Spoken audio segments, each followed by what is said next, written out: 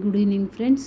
ఈరోజు మనము 6వ తరగతిలోని 7వ పాఠ్యభాగమైన ఉడత సాయం అనే పాఠ్యభాగంలోని గోన బుద్ధారెడ్డి అనే కవి గురించి తెలుసుకుందాం.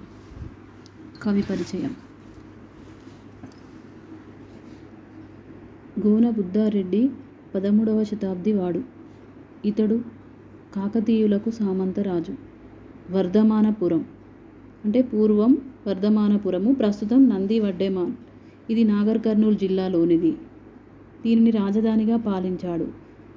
తన తండ్రి పేరిట రంగనాథ రామాయణం, యుద్ధకాండ వరకు ఇతడు రాయగా మిగిలిన భాగాన్ని ఇతని కుమారులు కాచ భూపతి, విఠలనాథుడు పూర్తి చేశారు.